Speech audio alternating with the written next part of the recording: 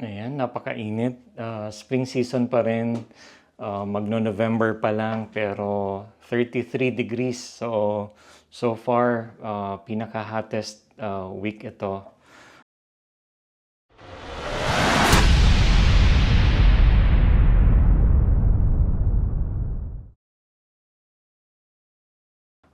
Itong week na to. I think on Thursday, max of 35 degrees. Although syempre sa nighttime naglo-lower down din yung temperature.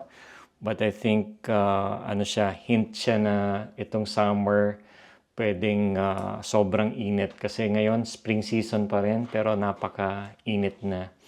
And tapos na tayo sa work. It's only 4. Magpo-4 na rin pala. So, punta kami sa friend namin na we have an Indian friend dito sa Perth. And, yun, bibigay namin itong water filter. So, wala na kasi kaming use nito. Gumamit na kami nung under the sink water filter. So, bigay na lang namin sa kanila for free kasi baka may gamit sila dito. So, instead na itapon namin, so, i-drop na lang namin kila Kanwal. So, gumagamit siya ng ceramic cartridge. It's clean, walang issues. So, i-drop namin sa may Cannington. So, sa Cannington area yung friend namin na Indian.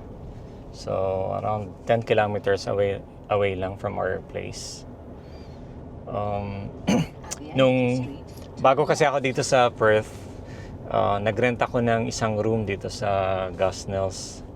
And sila yung nagre-rent nung place.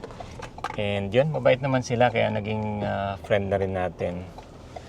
So wala naman ako naging problem. So nakasama ko sila sa isang house for about 3 months lang naman.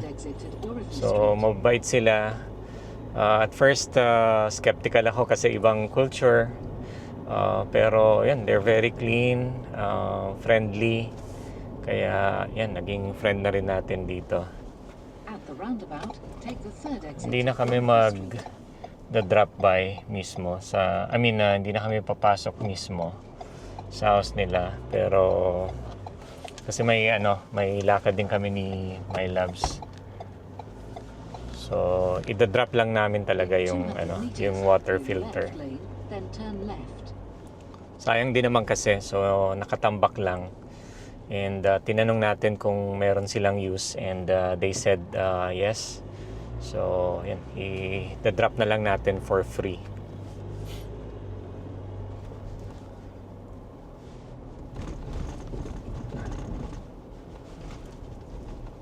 Napakainit na. Kita nyo yung tirik yung araw. So, it's 4, magpa-5 na. Pero, napaka-harsh ng sunlight. 33 degrees pero maybe it feels 35 degrees. Pero pag gabi naman, so nagko-cool down. Maybe around later, maybe 17 degrees, 15 to 17 degrees. So sana halos ganyan lang. Kaso pag summer talaga, sobrang init. Kasi nagfo-40 minsan. So, dito sa Australia, extreme. Kung malamig. But not that extreme siguro. I would say, compared to other countries like Canada, maybe.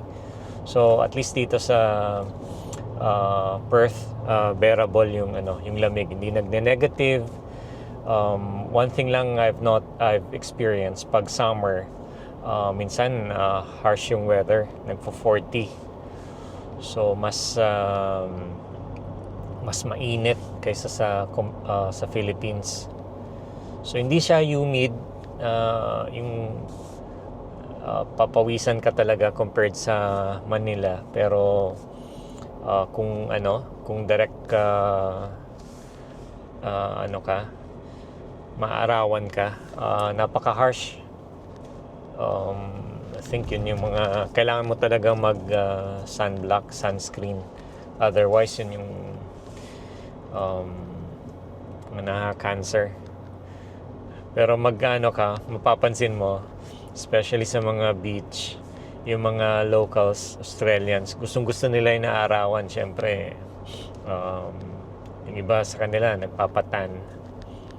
Ayaw maarawan, pero yung mga locals, yun ang gusto nilang trip pag outdoor activities, papaarawan.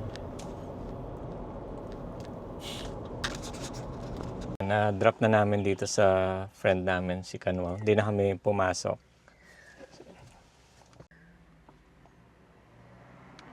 Nag-open na dito yung first Starbucks. So, dito lang siya sa Piara Waters. So, actually this year, 3 stores yung mag-o-open na Starbucks. So, nabanggit ko previously na for the longest time, piniprevent na, walang Starbucks shop dito kasi inaano nila yung local coffee shops.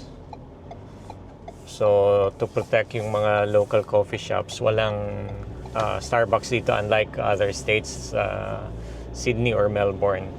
But this year, mag-o-open ng 3 Starbucks shops. So yung isa nag-open na last week sa Piara Waters, and another 9 stores na mag-o-open at the end of next year. Didate ko sana si My Loves, kaso ayaw mag Starbucks. Asian store na lang daw. Nagtitipid si My Loves. So ayan, may mga kulang kaming items kasi, so Asian store na lang daw. Ayan, so 6 p.m. pero tirik pa rin ang araw. Mainit na ngayon, especially this week. Tirik na tirik ang araw. Medyo nakaano lang, kaya lang hindi makita sa video kasi naka ND filter ako. Ayan, so 6 p.m. Quick walking lang kami ni My Loves. So meron akong medyo mahaba-habang after hours activity sa work. So fingers crossed, sana smooth naman yung activity ko. So mag-upgrade lang ako ng FS Logix Agent and Microsoft Teams sa isa sa mga environment na mina-manage namin. So it's a 2 hours activity. Hopefully smooth siya. Ang napansin ni My Loves dito sa Australia, bihira siya nakakita ng gumagamit ng payong, kung mainit man or umuulan. And actually, sabi ko, hindi lang napansin ko. So even yung ulan, minsan hinayaan lang nilang mabasa. Kapag nakakita ka dito ng nagpapayong, alam mo na Asian. So, iba-iba talaga yung culture, or siguro nga dahil most of the locals nagpapatan sila. So kahit mainit, sunog na yung araw, sunog na yung skin nila, okay lang. Hinayaan nilang maarawan, di sila nagpapayong. Kasi mas gusto nila maging tan. Yung culture differences talaga, no?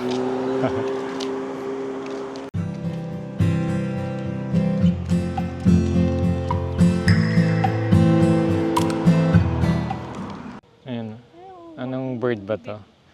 Kakatu ba to? Comment nga kayo guys kung anong klaseng bird to. Parang parrot na ewan. Yung color ng eyes niya. White siya, oh. may ano, anong tawag dito yung sa head?